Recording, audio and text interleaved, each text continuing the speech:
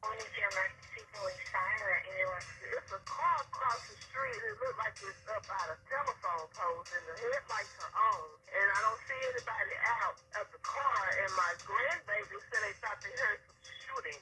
One of the neighbors heard a crash outside. When she looked out the window, she could see a car. It looked like it had crashed. It was off the road. Headlights were still on. The car was still running. Within minutes, officers are on the scene. Their body cams capture a grisly first-person account of the horror.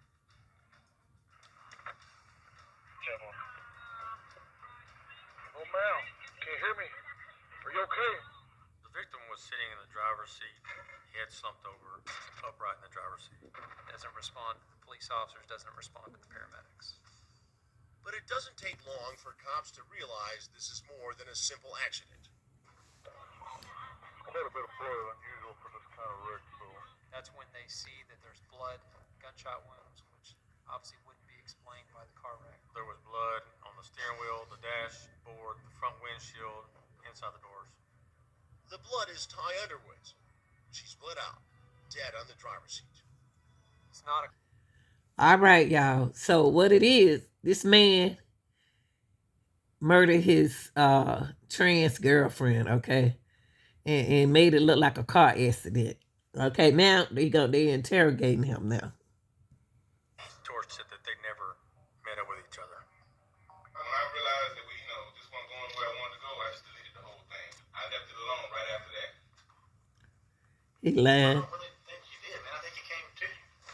Officers lean on George to get to the truth. The suspect tells them he can end their suspicion once and for all. Well, I know you got a lie detector in here. Why don't you just give me the lie detector and ask me did I see him that night? Would you do that for me? Yeah, let's go. Really? I'm trying to get the hell out of here, man. He took a polygraph exam, and it was later determined that he was not involved. With George cleared, investigators are back to square one. And square one is Ty's new boyfriend, Carlton Champion. The freshman football player insists he never left his dorm room the night of the murder. But cops go to the surveillance tape, and Carlton clearly fumbled. Buried an hour after hour of footage, there's this. Surprise, that's Carlton Champion, exiting his dorm right before the murder, then returning home just minutes after Ty is left shot and bleeding behind the wheel. His lawyer kind of like tapped him, telling him to be quiet and, straighten up or sit up or things like that. He took it as a joke. But it's no joke when the verdict comes in. Guilty of first-degree murder. He could have received as little as 5 years, but after another outburst of arrogance in court, Champion gets life. But even that life sentence doesn't stop him from taunting members of Ty's family as he leaves the courtroom. It was really ugly. As sweet and innocent as he looked, he had... See what it is? He didn't want nobody to know that he was messing with a transgender woman. That's what it is. And he probably felt in love with her. But he didn't have to kill her, though. He didn't have to kill her. His who he chose and what he chose, it doesn't matter. But he didn't have to kill her. She's a person and she's a human. Whether she a trans girl or not. He didn't have to kill her.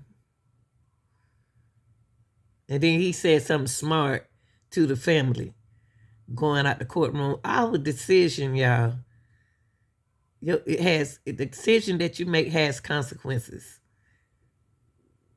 And you have to face those consequences.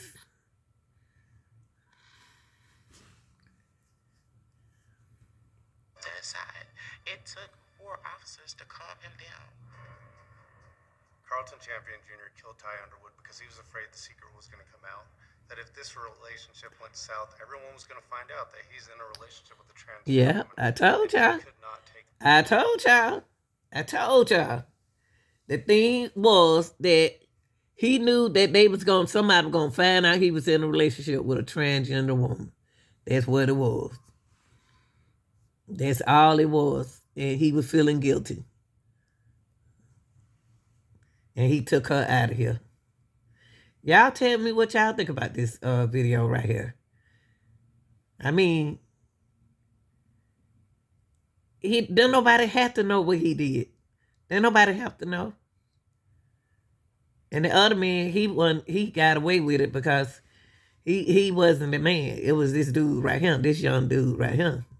Jury, where Carlton continues to act the fool.